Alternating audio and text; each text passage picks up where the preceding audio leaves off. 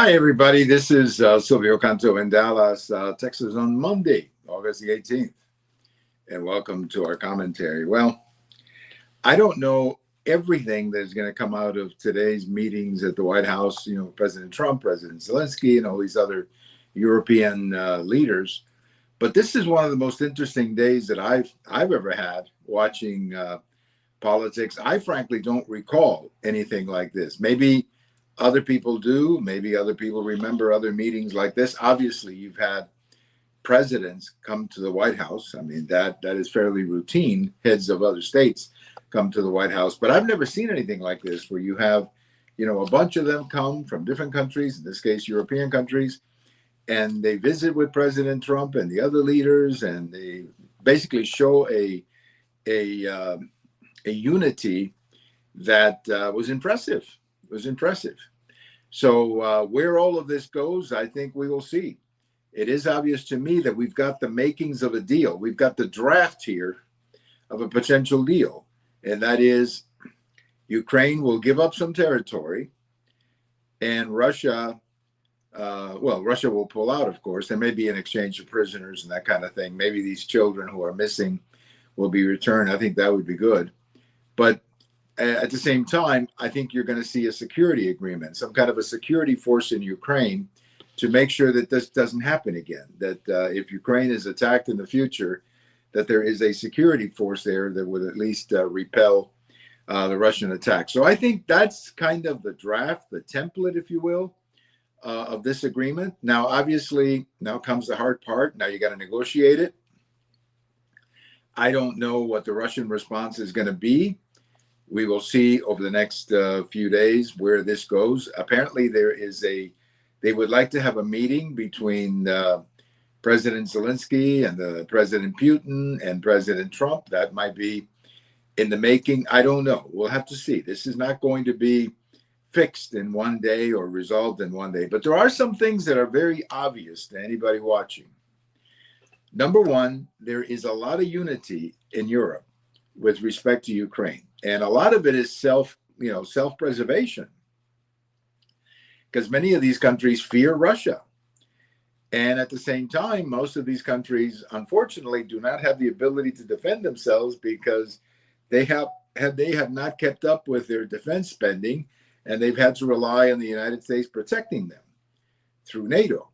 So that I think is a sign here that there's unity, and the unity is, I think, a sign of an understanding on the part of many of these countries that this is a threat, that potentially Russia could do to them what it did to Ukraine. So that's a good sign. There's a lot of unity in that respect. There's also, more and more evidence that NATO is sort of getting serious about being a NATO. For years, I think a lot of our allies did not pick up the check.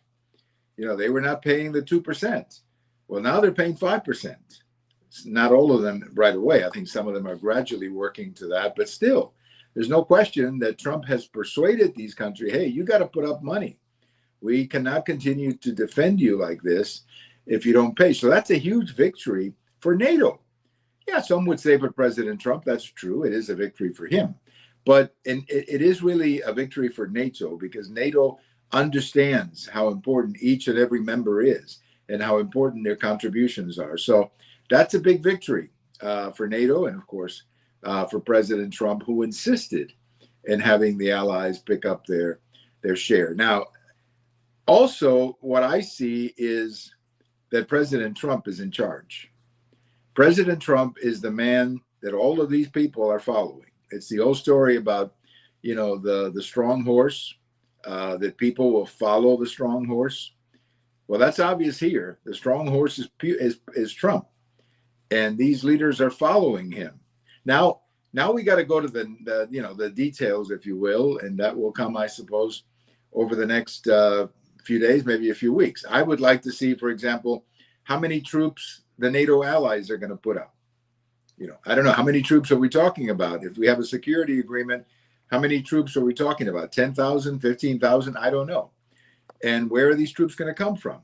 I like to see, every country put up something. I like to see, Honestly, I don't want to see the United States put up anything as far as troops. Now, we can help a lot with drones, or we can help a lot with technology and providing the weapons, but I like to see a European force in Ukraine, a NATO European force. I don't want to see the United States leading the pack here. This is a European issue, and I want to see the Europeans come together and put up some soldiers there in Ukraine. So that, I think we will find out over the next few weeks where all of this goes.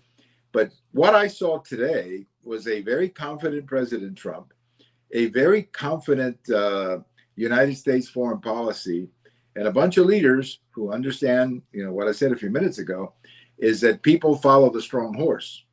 And the strong horse here is President Trump. And so, we'll see how it goes. I think they're going to have another meeting on Monday night. I thought they were going to do a press conference, but I'm not sure. I think some of these guys probably want to get home. It's kind of late for them. But nevertheless, we will see. We will see. But, we'll get more into this, by the way, on Tuesday with our friend Bill Katz, the editor of Urgent Agenda. We were going to do it today, but I told Bill, why don't we wait another day and let's chat after we have an opportunity to see what happened today. So we'll do our weekly review of the news sometime tomorrow. We'll probably record it in the afternoon. So far, so good.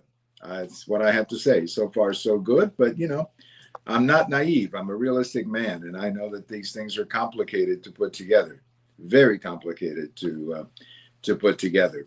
Well, I saw this today. Before I get to my American Thinker posts, I saw this today, this morning. I was kind of catching up with the news. One of my habits in the morning when I'm having my coffee is I go through the phone and I see the headlines. There's probably a bunch of you who do the same thing.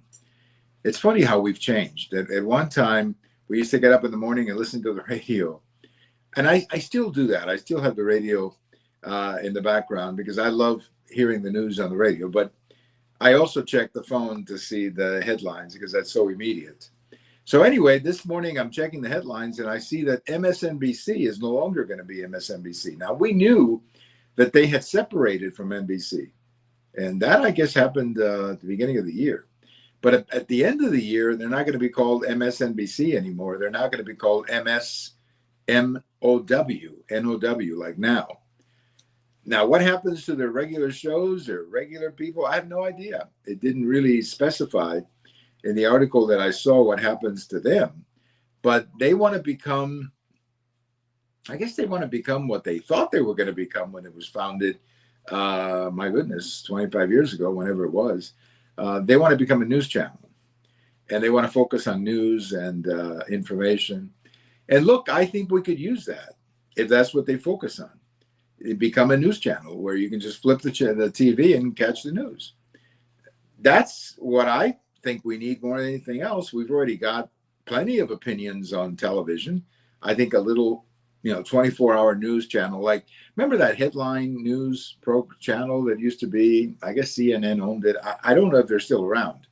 But many, many years ago, maybe 30 years ago, again, going back to the 90s, there was something called headline news. And you could turn it on any time of the day and they give you a 30-minute newscast. That's kind of what we need, really, in cable news. We need to get back to that. So maybe MSNOW will now begin to fill that void. And I think it's a big void in our television programming of having, nothing but news, just 30-minute newscast every 30 minutes. Just run a newscast. I think we could use that. So let's see what happens. But MSNBC is gone. And again, what are they going to do with their moderator and host? I have no idea. They didn't specify. They didn't specify what they were going to do with them. Now, let's talk a little bit about, I have a post over at the American Thinker today talking about the Democrats and some of their governors who want to run for president, and they've decided that the way they win the nomination or they win over support from the party is to be really tough, sort of like Trump. Be tough like Trump, call people names, stand behind the microphone and scream and call people names and try to be really tough. And the best example of this, of course, is the governor of California. Another example is the governor of Illinois. And they're trying to be really tough. You know, you can just watch them and you can tell they're being really tough. The problem is that that's not the problem that the Democrats have. They don't have a "we're not tough enough" problem, or "we're not screaming enough" problem. It's a case of ideas. They're on the wrong side of ideas. And this leads me to the post that I have coming out tomorrow, where I'm talking about this situation in DC. In DC, you have a crime problem. I don't care what the statistics tell you. Talk to anybody who lives there, and they'll tell you they're scared. They have a crime problem, and they know it because they live with it. So when Trump decides, I'm going to do something about it, I'm going to put some troops in there for 30 days because that's all he can do, then the Democrats go into Trump derangement syndrome and start attacking Trump. They're calling him a racist, you know, and he's only doing this because the population is black, and the usual crap that they come up with.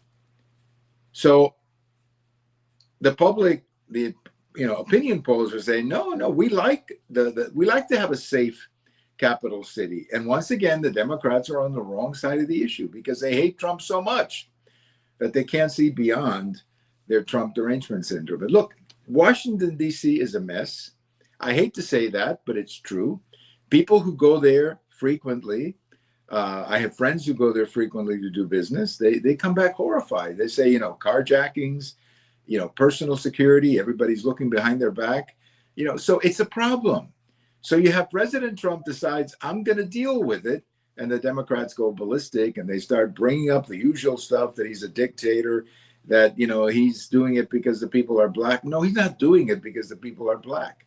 And he's not doing it because he's a dictator. He's doing it because he hates to see our capital city look like the dump that it is. That's why he's doing it. And apparently it's working because, people feel safer. You hear people calling talk shows say, the city feels safer. Of course it's going to feel safer. When you've got extra force and you're finally enforcing the law, of course it's going to be safer. That's why you have police. That's why you have laws. So you protect yourself against people who violate them.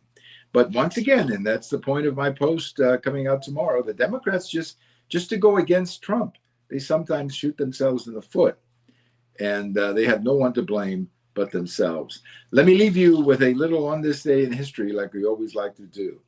On this day in 1934, that's 91 years ago, Roberto Clemente was born. He was the great Puerto Rican baseball player, played with the Pirates, one of the many players that I remember growing up with. We still have his baseball cards.